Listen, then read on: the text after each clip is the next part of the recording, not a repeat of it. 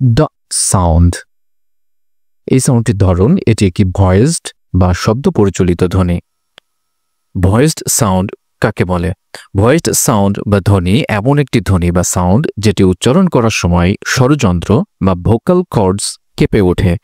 যখন আমরা এই ধ্বনিগুলো উচ্চারণ করি তখন গলায় কম্পন অনুভব করি। উচ্চারণের নিয়ম: জিহ্বার আগা টিপ অব দ্য থাং উপরের দাঁতের ঠিক পেছনে স্পর্শ করে। তারপর হঠাৎ করে জিহ্বা সরিয়ে ধ্বনি বা সাউন্ড তৈরি হয় বিস্ফোরণের মতো। গলার আওয়াজ বা কণ্ঠস্বর ভয়েস ভাইব্রেশন থাকে। চলুন দেখে নেওয়া যাক। D, আপনিও চেষ্টা করুন। D,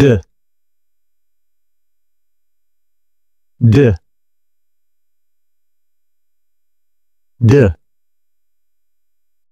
যেহেতু এটা একটি ভয়েসড সাউন্ড, সুতরাং আপনি লক্ষ্য করুন আপনার গলায় আপনি কোনো কম্পন অনুভব করছেন কিনা যখন আপনি এই শব্দটি উচ্চারণ করার চেষ্টা করছেন। এবার আমরা জানব ভয়েসড টিএইচ সাউন্ড সম্পর্কে। বাংলায় অনেকে এটাকে দ্য এর সাথে তুলনা করে থাকেন, কিন্তু আমরা তা করব না। আমরা এটাকে phonetic symbol and TH voiced sound মনে রাখব। চলুন এবার দেখে নেওয়া যাক এটা উচ্চারণ কিভাবে করতে হয়। উচ্চারণের নিয়ম: জিহ্বার আগা উপরের দাঁতে স্পর্শ করতে হবে এবং জিহ্বা দাঁত থেকে এগিয়ে থাকবে, অর্থাৎ জিহ্বা উপরের দাঁতে আলতোভাবে স্পর্শ করতে হবে এবং যেন সেটি দাঁত থেকে একটু সামনে এগিয়ে থাকে, অর্থাৎ জিভ একটু বেরিয়ে থাকবে। উল্লেখ্য, নিচের ঠোঁটের অবস্থান স্বাভাবিক থাকবে, এটা যেন কোনো অবস্থাতে উপরে উঠে না আসে বা জিভকে স্পর্শ না করে, এটা লক্ষ্য রাখতে হবে। নাম্বার 2, হালকা করে বাতাস ছাড়তে হবে। নাম্বার 3, গলার আওয়াজ থাকবে ভয়েস ভাইব্রেশন, অর্থাৎ কণ্ঠস্বর দিয়ে উচ্চারণ করতে হবে। এই উচ্চারণটি আমাদের জন্য একটু কঠিন হতে পারে, এজন্য চলুন বিষয়টি আর একটু সুন্দরভাবে বুঝে নেওয়া যায়। টিএইচ ভয়েসড সাউন্ড উচ্চারণের জন্য আমরা একটা কমন ভুল করে থাকি, সেটা হচ্ছে জিহ্বা দাঁতের গোড়ায় স্থাপন করি। এটা করা যাবে না। তাহলে কোথায় স্থাপন করতে হবে? জিহ্বা দাঁতের আগায়, উপরের দাঁতের আগায় স্থাপন করতে হবে এবং একটু সামনে বেরিয়ে থাকবে, যেমনটা দেখতে পাচ্ছেন।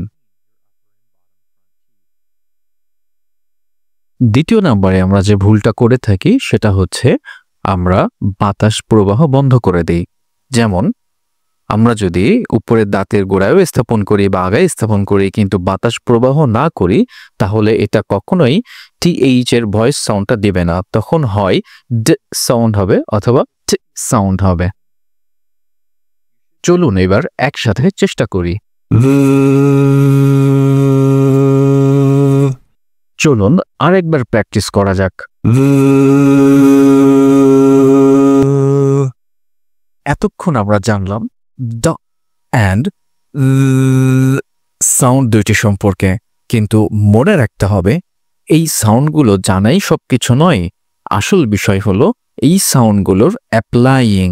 এখন অ্যাপ্লাইং এর জন্য আমাদের নিচে প্রদত্ত ফাইলগুলো ওপেন করুন এবং প্র্যাকটিস করুন।